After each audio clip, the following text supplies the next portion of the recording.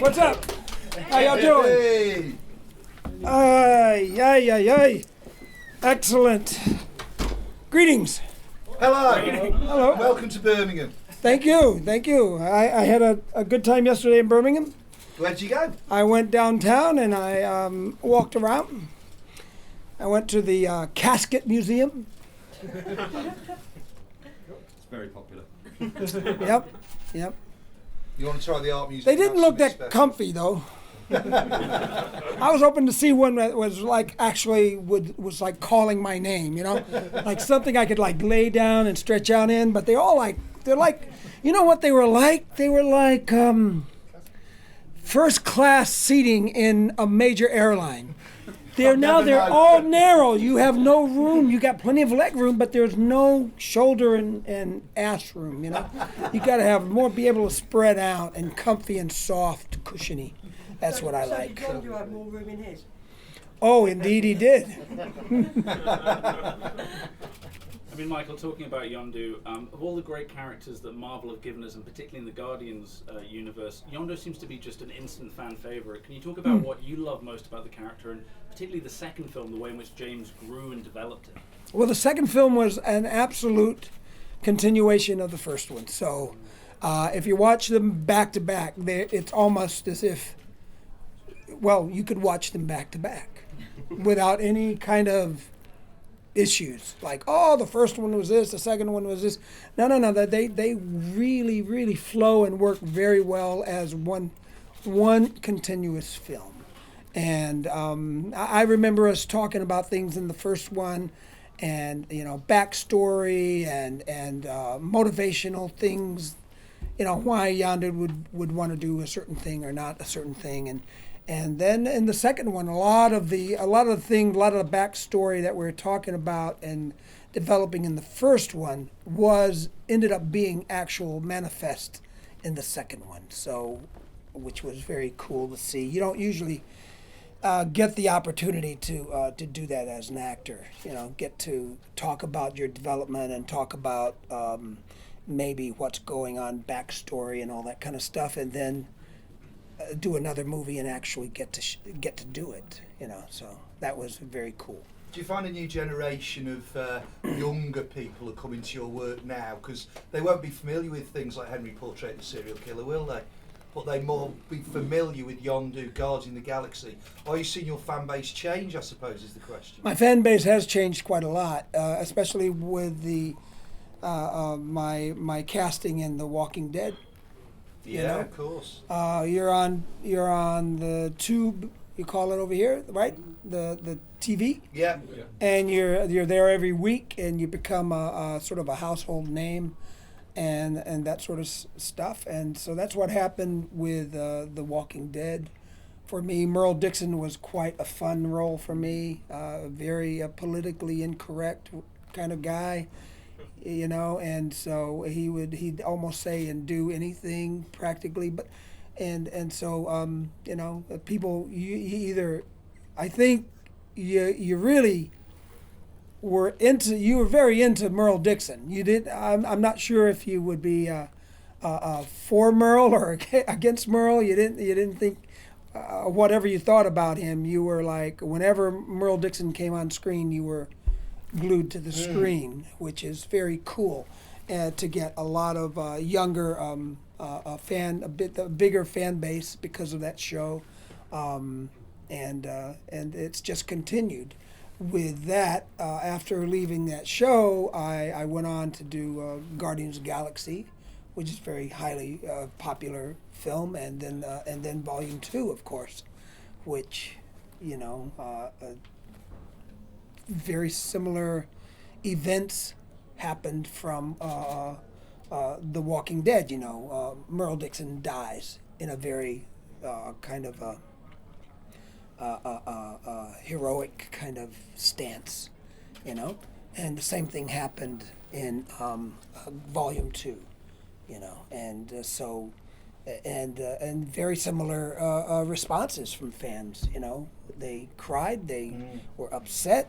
A lot of emotions went through both of those characters' deaths, and I think because of that, I got a whole nother group of fans. You know, so that was quite interesting how things, your career changes and grows and develops, and I've been very pleased and very happy for those changes. So yeah, flipping cool. back to Merlin the Walking Dead for a second, did you have any inkling of how big this show was going to get? I mean, it's been a very big comic on scene, and you had Frank Darabont in to direct the first series. And did you have this feeling that Walking Dead was going to be a big hit? Yes. Walking Dead was not before I was cast, or even when I had been cast. I was like, I don't know if people I don't know if Middle America is going to dig this. But boy, oh boy, they did. They really enjoyed it, and they enjoyed it immensely. So I was very surprised by it and pleased. Yeah. I think with Guardians, obviously the goodbye scene between Peter and Yondu, I think really hit people because it was one of the most emotional and one of the only proper deaths we've seen in the Marvel Universe. Can you talk about working with Chris on that film and both that scene and some of the more comedic moments? I think the Mary Poppins line is, again, another fan favorite. Yeah, the Mary Poppins line was a fan favorite, and honestly, Chris sets that up extremely well. I mean, without Chris's comments, the Mary Poppins line would just be a standalone kind of line. But with his comment, along with my response, is what made that line absolutely go crazy with fans. They loved it. It was a beautiful moment, and the entire crew loved it because they broke up in laughter, almost every time we did the take. And so, the second part of your question. I guess on the flip side, that's such a beautiful moment, and then so soon afterwards, we have this incredibly painful moment losing Yondu. Can you talk about that? one to the other? Well, that's James Gunn. For me, acting wise, it was, it's all like you just sort of play it as the character. You don't know what's going to happen, right? You're just going through your life, right? You're doing the things you need to do.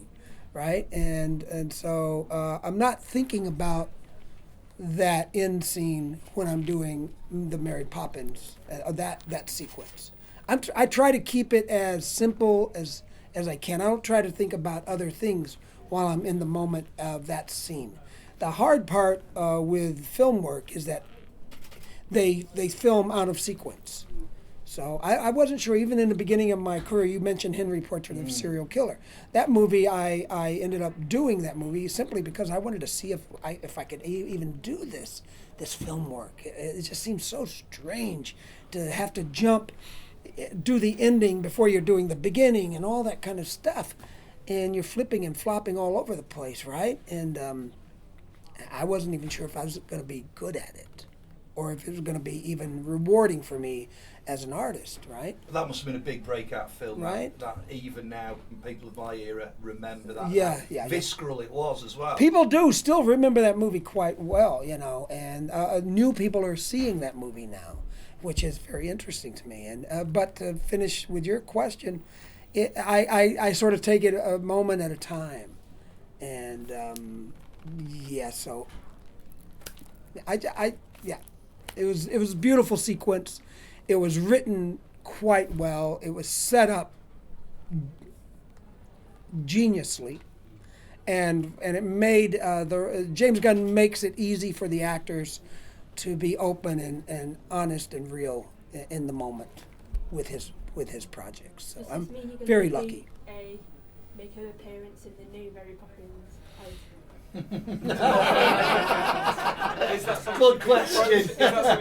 No, that doesn't mean anything like that. No. Did I say something that insinuated? No. I'm not in that movie. It's on Christmas Day now. Unfortunately, you should have been. One thing that was beautiful to see in Guardians as well was you getting a chance to work with Sylvester again. It's great to see you guys on screen. We did. How was that? We had a great little scene together. Yeah. If you remember in Cliffhanger, I was the one yelling at him. In this one, he was the one yelling at me. So it was just we just flipped a little bit. It was really great to see him. So going back to your earlier film career, Yeah. you were in Mallrats. Did this kind Right. of give you an inkling of your comic book, the size of the comic book industry and working on it? Oh yeah. I knew the comic book industry is massive, dude. The gaming industry is massive, Yeah. and we are only now just beginning to be able to utilize our technology to bring these things to life. And it's only going to get bigger and better and sweeter, because we're going to be able to do.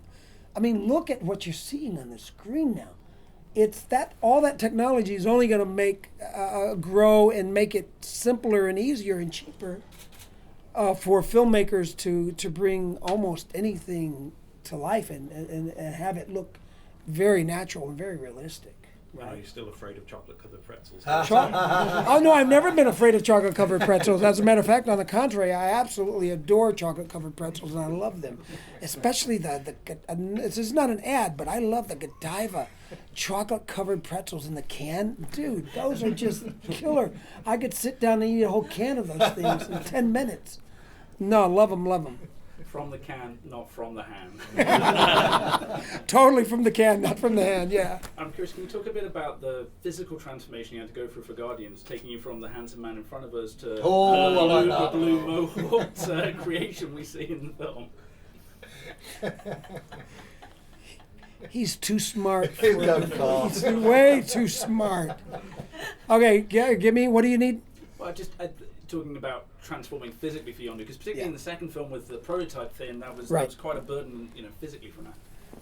It wasn't. The prototype Finn I thought was just as easy to put on as the first film. As a matter of fact, it was so easy. I forgot it was on many times, and forgot to duck. I literally almost knocked myself out several times. Did you leave a trail of blue paint all over the set? Huh? Did you leave a trail of blue paint all over the set? No, the paint did not. It didn't come off. I could sweat through it. It was breathable. They took several months to develop the paint. I had 5-6 layers of different shades, different colors of paint on me, and they would do airbrushing it on. And so it was really quite thin, and as I said, it was breathable, and it did not even. The first time I had it on, I went out and did a jog. I went out running around up and down stairs just to work up a sweat to see what would happen with the paint. She had a lot of strange looks. Oh yeah. So it was still top. But it was still top secret, so I had to run around the back lot and stuff, and got a good sweat going, and technically it was beautiful. I could sweat. I was sweating. The paint was not, dripping or anything. It didn't come off, and it was perfect. It took about 4 hours, all total, 3.5, 4 hours. Can we make this one, whoever it is, the last question, please, folks? Sorry, What if it's a bad question? Well, You don't want to end on a bad one. Go ahead. I think it's on you guys. Can I just get you to cover that last point again, just talking about how long it was in the makeup? Sorry, just so we can... Yeah, that's good. Oh, very good, very good. Well, the makeup for Yondu, as you know, we did 2 movies. The first installment, Guardians of the Galaxy, took about 4 hours, all total, with all the prosthetics, all the painting, and the wardrobe, everything about 4 hours. I was ready to go in 4 hours. We cut it by about 45 minutes in the second one, and I think we cut out one of the layers of paint and replaced it with a base layer of material that helped the removal happen quicker. So the base layer protected my skin, made this layer of paint on my skin, and it was, I don't know what it was made of, but it helped everything else come off easier. So we cut the time by 45 minutes to an hour. So it was, and the less time you're in the makeup chair, sometimes it gives you more time to prepare, get ready for the the scene, get your wardrobe on, chill on a little bit before you go in and start working for the day. Yeah. How long was it to come off then? It took about an hour and a half to get off. Unlike a movie I did called Slither, which is another James Gunn movie. That was a 7.5 hour makeup. Yeah, and it took about 2.5 hours to come off. Yeah. One last question, a really good one now. How about the kids? You got a question? Can I really whistle? I really do whistle. Thank you guys. Appreciate it. Thank you very much.